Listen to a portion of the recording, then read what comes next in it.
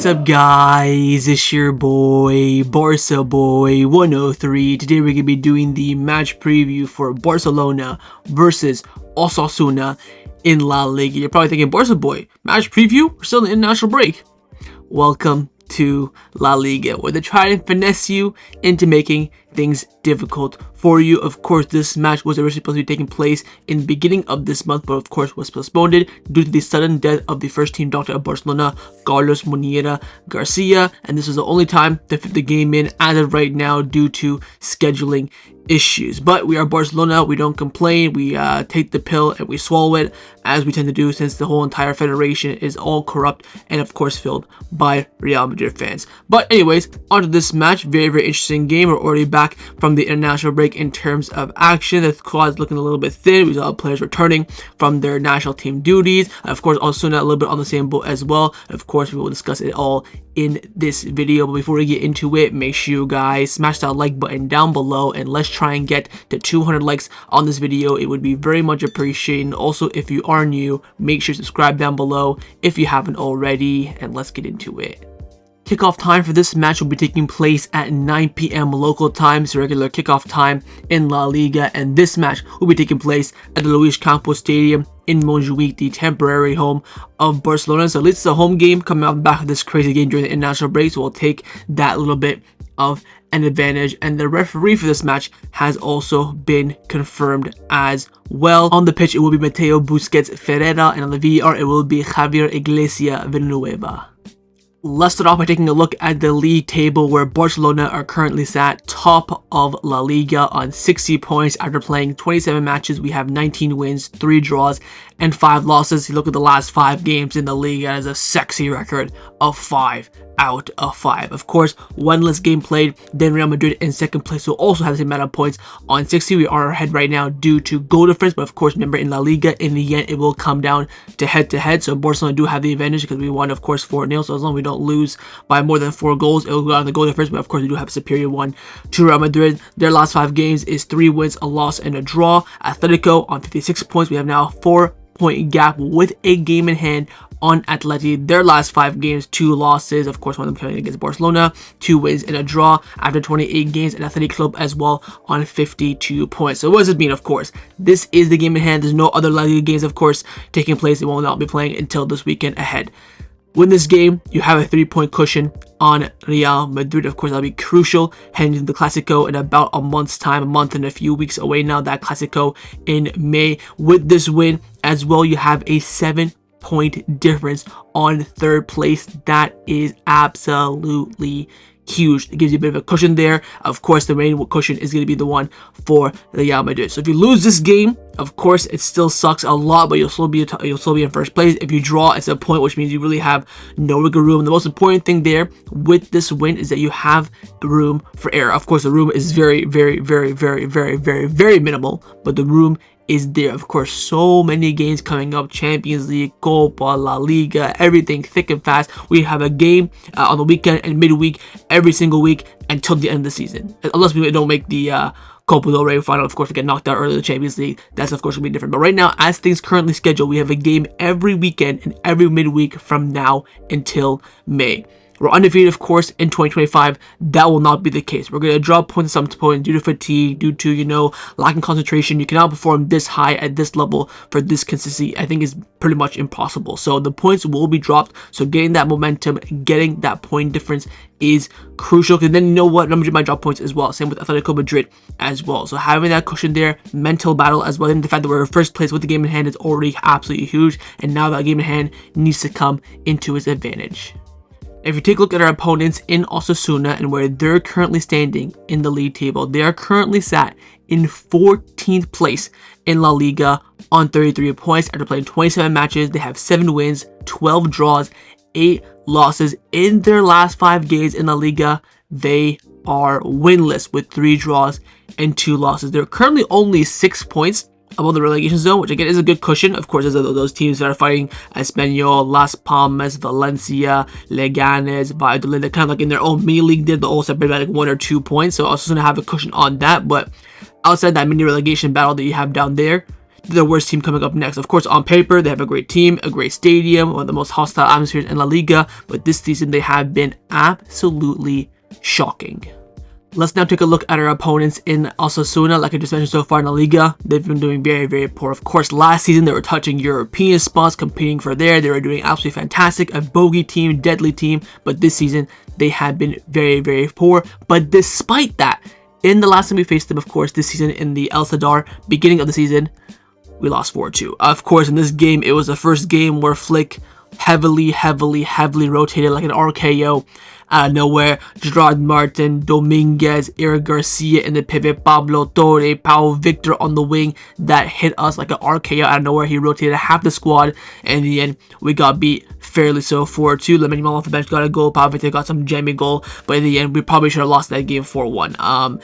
The game was pathetic. It was embarrassing. Probably one of the worst defeats this season, worst performances of the season as well. And again, it can't really come down to fitness. We were just tired. We were just leggy. It wasn't really down to, us being outmatched. But of course, Osasuna, deadly team. You can see there, Budimir getting a goal, Brian Zaragoza as well getting a goal to their big star players. And we did, of course, lose the first game. So you know what that means. Revenge arc is now on. If you take a look at Osasuna's last 5 matches in all competition, in their last match, they lost 2-1 to Getafe. They drew 3-3 with Valencia, lost 1-0 to Celta Vigo, drew 1-1 with Real Madrid, and drew 1-1 with Real Mallorca. Now, in the last match period that was cancelled, I, of course, covered the majority of these games, so I'm only to cover the Getafe game, which, of course, was the only game that they played since the postponed match that we were supposed to play them.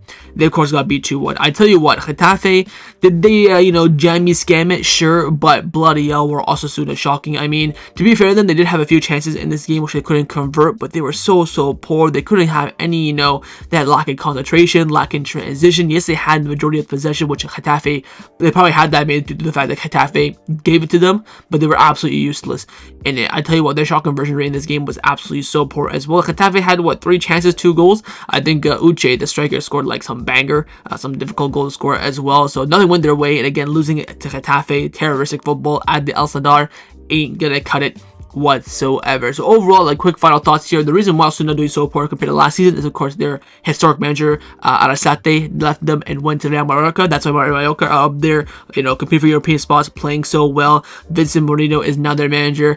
I mean, he's quite what you call the definition of a mid manager in La Liga. He's had some spells where he has, his success in the first few months, then falls off. He, of course, was doing okay with Osasuna the first few months of the season, but has fallen off a massive click. I don't think he's that good of a manager. As they started yapping to Messi back in the 1920 season when he was coaching, I think, Real Mallorca at the time. He got it absolutely, cheese clapped there. In terms of players to look out for, of course, they're still a fantastic team on paper. They, of course, already beat us this season. Sergio Herrera, their goalkeeper, I think is top 3, minimum top 5 goalkeepers in La Liga. He is absolutely sensational. Gaetana in defense, Ruben Garcia on the wings. Brian Zaragoza is injured for this game.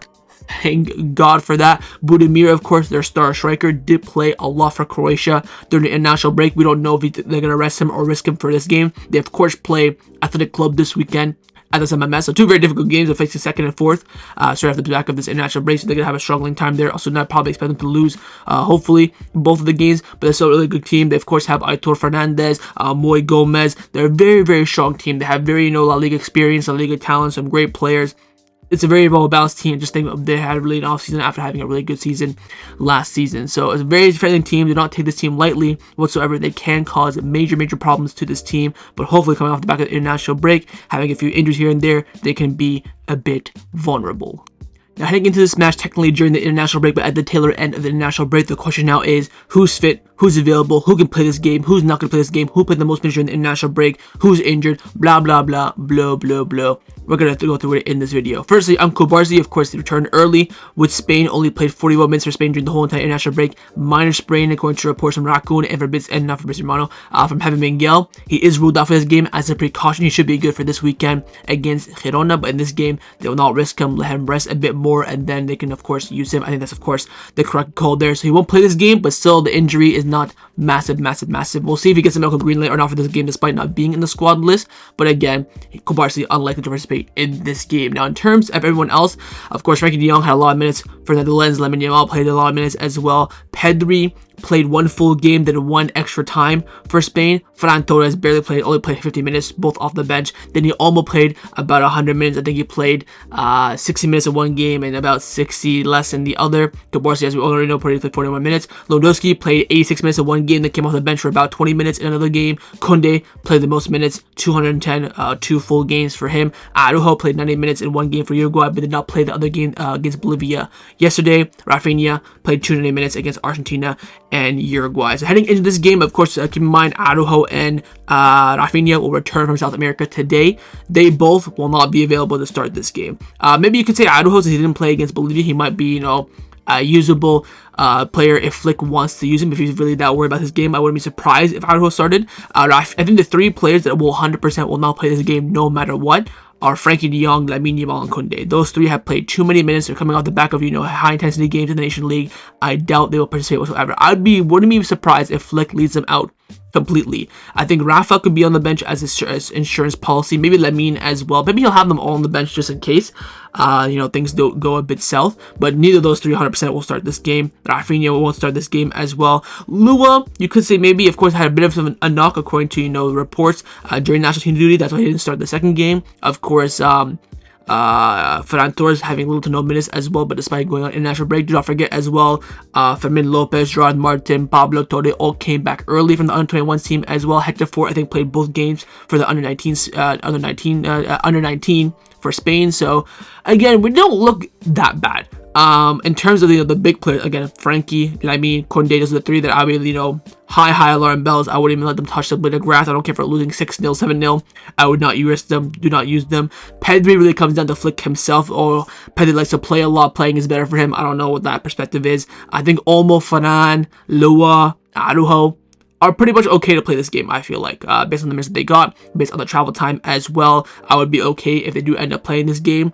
Rafa, Kounde, Lamine, and Frankie, huge caution there. So it really comes down to Flick, what he prioritizes, how he sees the players, how fit they are. Of course, these players trained yesterday. They'll be training today as well. So it will be done on his, fitness team and his coaching staff to see who's fit and available, who's at the prime position to, compete, and who's maybe a bit tired and a bit leggy.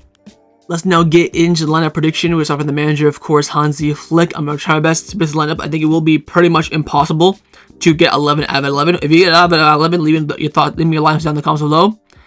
I'll send you some surprise. But I'm going to try and give it a go myself. I'm going to be a bit smart about it as well. I think Hansi Flick will select this lineup on the screen right now. Wojciech Szczesny in goal, a back 4 of Kounde, Eric Garcia, Inigo Martinez, and Gerard Martin. A midfield 3 of Gavi, Pedri, and Fermin Lopez. Front 3 of Ferran Torres, Lewandowski, and Balde playing out on the wing. I'm here trying to sit and think from Flick's perspective, right? I think he's going to start Kounde. I think he does not trust Hector Fort whatsoever. He does not care if Hector Fort's fully fresh and Kounde is dead in the water. I think he will start Jules Kounde. It's quite unanimous that Inigo and Eric Garcia will start at center back. Of course, the reports have been coming out saying that Inigo is good to go to play. He recovered after his injury against Atletico Madrid. And of course, Eric Garcia fully fresh, ready to go. And then you have Gerard Martin at left back just to cover for Balde being on the wing. In terms of that midfield, of course, the only players that you can say will 100% start this game are Balde, Gavi, Eric Garcia, and Szczesny. For me, those 4 are locks, guaranteed 1 billion %. It really comes down to, again, I don't know who's fit, I don't know who's fresh, I don't know who has a little bit of a knock, I don't know who's, injury prone. I don't have the numbers, the stats, and the data, right? I think that Olmo, of course, has a history of injuries. Of course, Raphinha played 2 90-minute games, so I think he will put Balde on the way to compensate since Gerard Martin, of course, came back early. He could do Gerard Martin or Balde at right back and the other one at left back as well. Probably go with Balde at right back, and he, of course, played right back a few times under Xavi. I think he will play Pedri. I think, Pedri needs the minutes. He's better when he plays rather than he rests kind of, philosophies. I think he will play Pedri. I think Fermin Lopez has a very good chance to start in this game. I think Ferran Torres played next to no minutes as well. He'll start. I think he will risk Lewandowski in this game as well. Was resting the second game for Poland, so he should be a bit more fresh. So I think, of course, Gavi in the 6 could be a bit risky there, but we have no one else. I think in terms of changes for this team, again, like I mentioned, Balde, or someone else, Balde at right back, and then for Kounde on the wing, we could see Dani Olmo off the left. Again, the options are very limited. I don't think he'll play Pau Victor. I don't think he'll play Ansu Fati. That's two strikers. That's two forwards, you could say, the question mark. Again, I'm very excited to see this team, but very interested to see what Flick does do. It's very hard to predict, but this is the prediction that I have gone with for Flick. But of course, in the comments down below, let me know what you think Flick will go with. Now I'm going to show you guys my lineup, what I would do if I was the Barcelona coach, and I personally would go with this lineup on the screen right now with Szczesny in goal. Back four, that should be a Hector Fort at right back. I forgot to change that. Hector Fort, Eric Garcia, Inigo, Balde. Midfield three, a Pablo Torre, Gavi, and Fermin. Front three, a Ferran Lua and Dani Olmo. So again, with Fort at right back, you're resting Kounde. Do that for sure. The rest of the back five, pretty much as expected. Now in the midfield, I would rest Pedri. I would not risk him in a game like this. We have game, weekend, midweek, weekend, midweek, weekend, every single week until the end of the season. So one little rest is not going to kill him, and that's for me what I would do in this game. For me, this midfield is of course very weak in terms of actual strength. There's no real muscle, there's no real energy. I'm really relying on Gavi's, stamina and energy to really, combat that. And of course, I'm going with Dani Olmo on the wing. Of course, he can play there, and I'd rather have Dani Olmo at left wing than Balde at right back. That was kind of my perspective. I know Gerard Martin hate. I know he's done all right in 2025, but I just rather have that, in my opinion. Ferran off the right, Lua up front. Of course, I wouldn't mind personally going with Ferran up front than maybe Ansu on the wing or Pau Victor, but I think that's a bit far-fetched. That's very, very, very, very, very unrealistic. So I want to keep my predictions at least semi-realistic. And of course, in this case, I would give Eric Garcia the captain's armbands. There's no other five captains. You could maybe say Gavi can get it, but I think Eric has been longer at the team and in the first team than Gavi. I've given it to Eric just for the sake of it. But this would be the lineup that I was stuck for this match. Of course, Hector Fort being at right back. But of course, in the comments down below, let me know if you want to pick my lineup or Flick's lineup. Time now for my score prediction. What do I believe the result will be in this match? Got with the Barcelona win here. Pretty confident about that. 3-1 victors on the day is my prediction. I think, look, honestly, this game really comes down to the two teams. Who's more fresh? Who's more up for it? Who makes more rotation? Of course, you do expect Osasuna to have more of their starters, but no Brian Zaragoza. Is Budimir going to play or not? Arturo Fernandez coming off a knock. Will he be part of the game? I think those are going to be some big question marks. Of course, for us, you can pretty much guarantee no Frankie, no Lemine, no Raphinha. Rest of the team, you could say, is up for grabs. Sorry, maybe even Kounde as well. The rest of the team is pretty much, up for playing or not. Definitely a strong enough team. Osasuna, by the way, have been absolutely dreadful in 2025. I think they had like 1 or 2 wins since like the beginning of February. We should not be losing this game. I don't care if it's right after the national break. This has to be a lock victory at home as well. No excuses whatsoever. I want that cushion to go away at a later date. We have a few difficult away games still left. Of course, we have still the Clásico left as well. We should not be losing our 3-point advantage in a game like this. I understand after the international break. I don't care. Lock in. This has to be a win right off the back of the international break, right off the back of the big win against Atletico. You have to continue the momentum. Team of champions win games like this, and I'm confident we're gonna do it. Clean sheets, I think, out of the window for me. Again, 3 points. I don't care if we play well or play poor. We scam it at the end. We absolutely get peltered, and we just win the game somehow, some way. 2-1 win is all that mattered. I don't care about the performance whatsoever. Pay the referees. Do whatever you need to do. 3 points needs to be in our pockets after the 90 minutes, and I believe it will be the case. I have come with a 3-1 score prediction in favor of Barcelona, but of course, in the comments down below, let me know what you think the scoreline will be.